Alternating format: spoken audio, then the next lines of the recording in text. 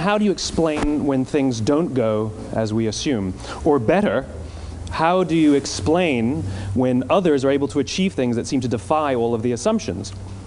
For example, why is Apple so innovative?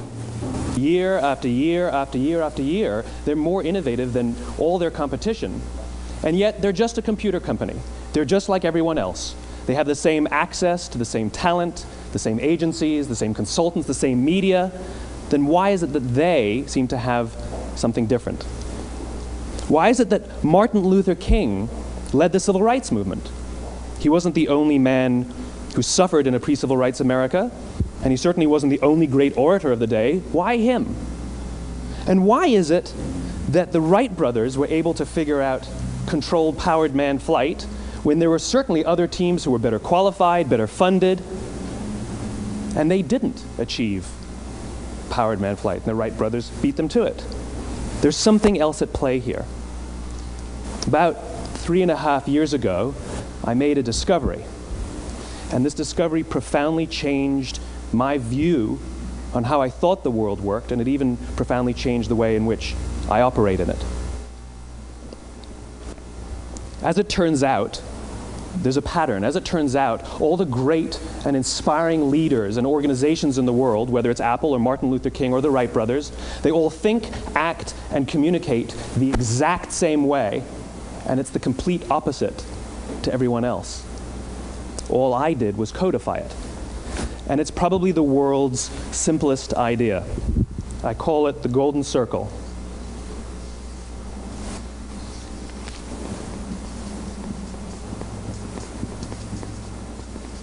Why, how, what? This little idea explains why some organizations and some leaders are able to inspire where others aren't. Let me define the terms really quickly. Every single person, every single organization on the planet knows what they do, 100%. Some know how they do it, whether you call it your differentiating value proposition or your proprietary process or your USP. But very, very few people or organizations know why they do what they do. And by why, I don't mean to make a profit. That's a result. It's always a result. By why, I mean what's your purpose? What's your cause? What's your belief? Why does your organization exist? Why do you get out of bed in the morning? And why should anyone care? Well, as a result, the way we think, the way we act, the way we communicate is from the outside in. It's obvious. We go from the clearest thing to the fuzziest thing. But the inspired leaders and the inspired organizations, regardless of their size, regardless of their industry, all think, act, and communicate from the inside out. Let me give you an example. I use Apple because they're easy to understand and everybody gets it. If Apple were like everyone else, a marketing message from them might sound like this. We make great computers. They're beautifully designed, simple to use, and user-friendly. Want to buy one? Meh. And that's how most of us communicate. That's how most marketing is done, that's how most sales is done, and that's how most of us communicate interpersonally. We say what we do, we say how we're different or how we're better, and we expect some sort of behavior, a purchase, a vote, something like that. Here's our new law firm. We have the best lawyers with the biggest clients. We have, we always perform for our clients, do business with us. Here's our new car. It gets great gas mileage. It has, leather seats. Buy our car. But it's uninspiring. Here's how Apple actually communicates. Everything we do, we believe in challenging the status quo. We believe in thinking differently. The way we challenge the status quo is by making our products beautifully designed, simple to use, and user-friendly. We just happen to make great computers. Want to buy one? Totally different, right? You're ready to buy a computer from me. All I did was reverse the order of the information. What it proves to us is that people don't buy what you do, people buy why you do it. People don't buy what you do, they buy why you do it. This explains why every single person in this room is perfectly comfortable buying a computer from Apple. But we're also perfectly comfortable buying an MP3 player from Apple, or a phone from Apple, or a DVR from Apple. But as I said before, Apple's just a computer company. There's nothing that distinguishes them structurally from any of their competitors. Their competitors are all equally qualified to make all of these products. In fact, they tried. A few years ago, Gateway came out with flat-screen TVs. They're eminently qualified to make flat-screen TVs. They've been making flat-screen monitors for years. Nobody bought one.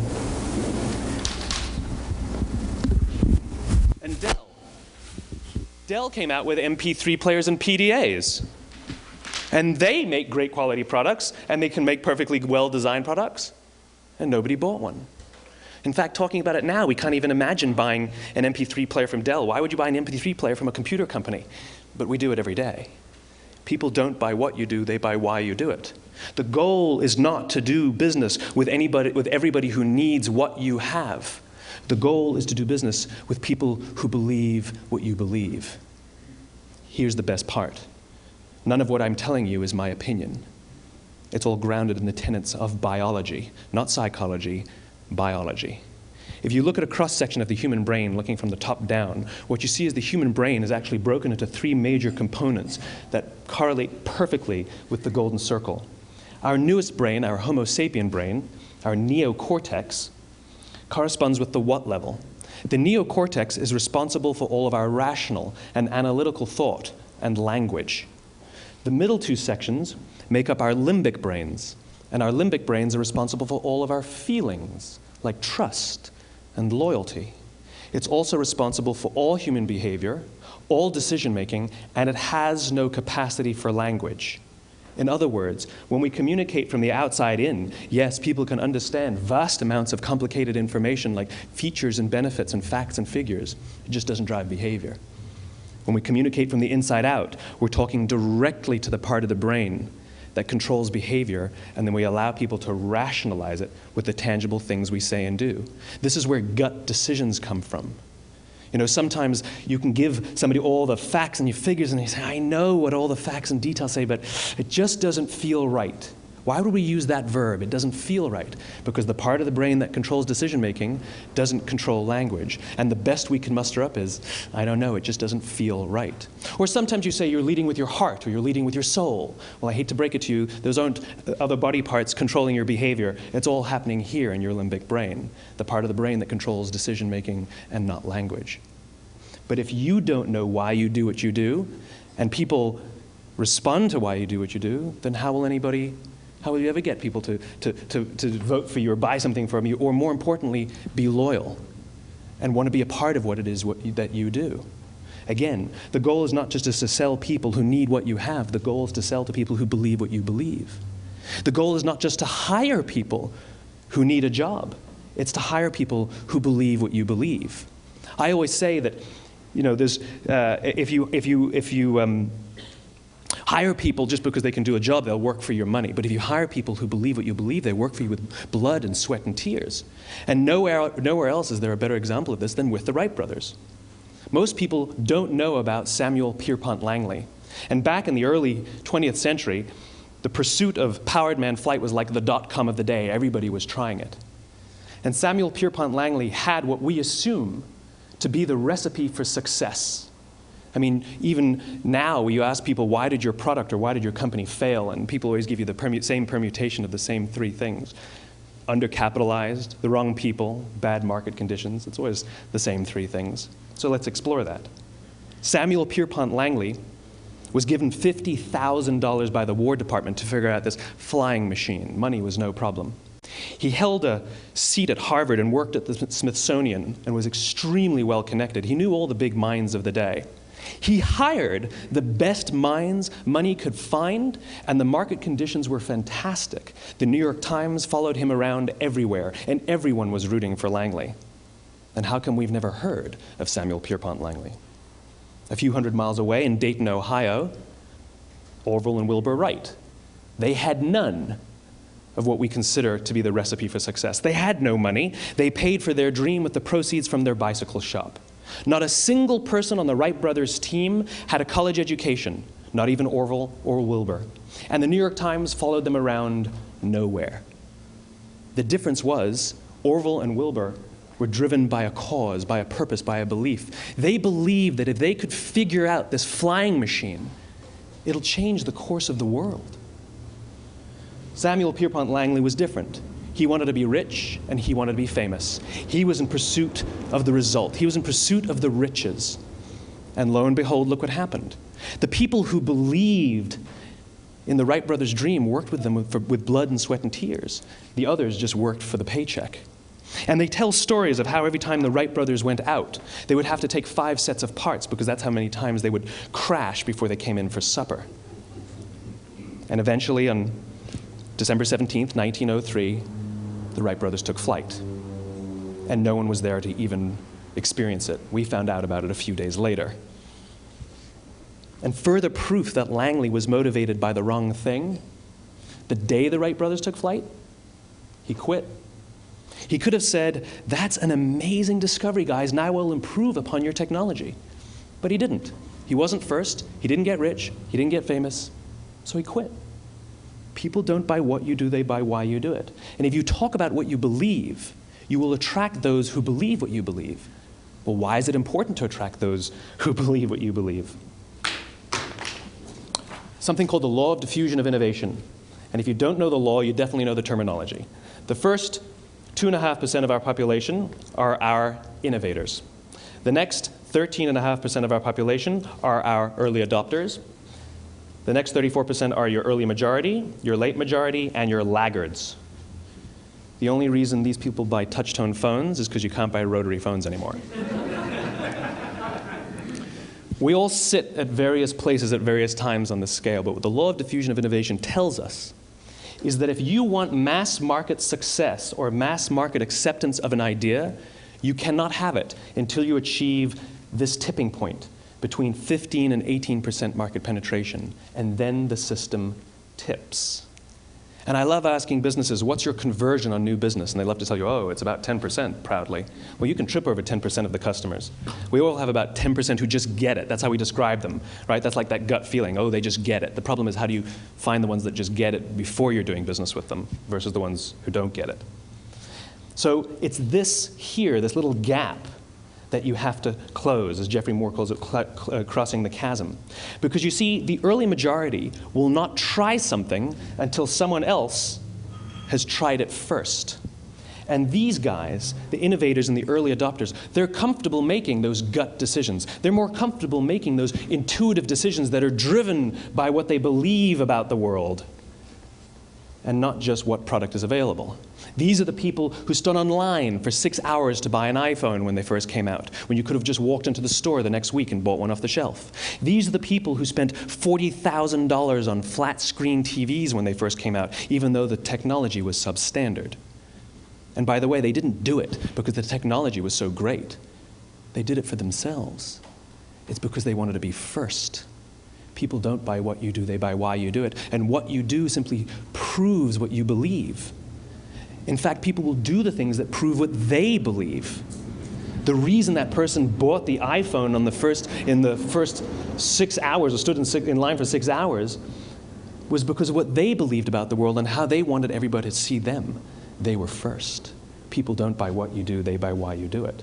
So let me give you a famous example, a famous failure and a famous success of the law of diffusion of innovation. First, the famous failure. It's a commercial example. As we said before a second ago, the recipe for success is money and the right people and the right marketing conditions, right? You should have success then. Look at TiVo. From the time TiVo came out about 8 or 9 years ago to this current day, they are the single highest quality product on the market. Hands down, there is no dispute. They were extremely well funded. Market conditions were fantastic. I mean, we use TiVo as a verb. I TiVo stuff on my piece of junk Time Warner DVR all the time. But TiVo is a commercial failure. They've never made money.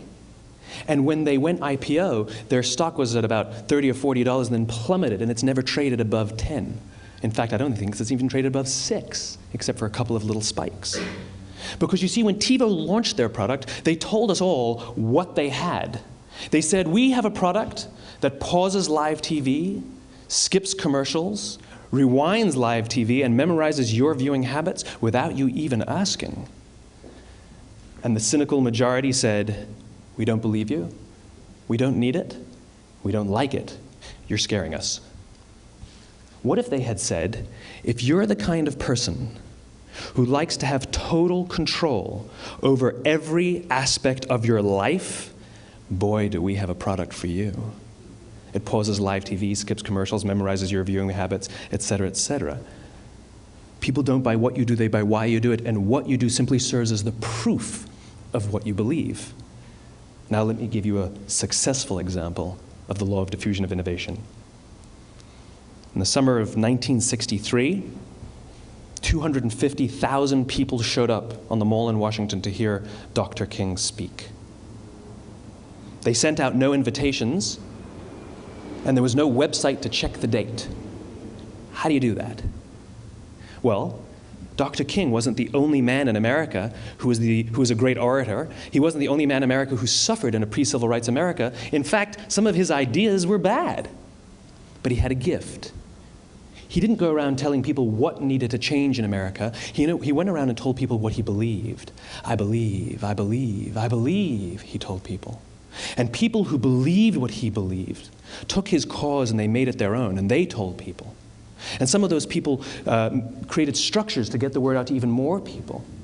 And lo and behold, 250,000 people showed up on the right day, on the right time to hear him speak. How many of them showed up for him? 0. They showed up for themselves. It's what they believed about America that got them to travel on a bus for 8 hours to stand in the sun in Washington in the middle of August. It's what they believed, and it wasn't about black versus white. 25% of the audience was white.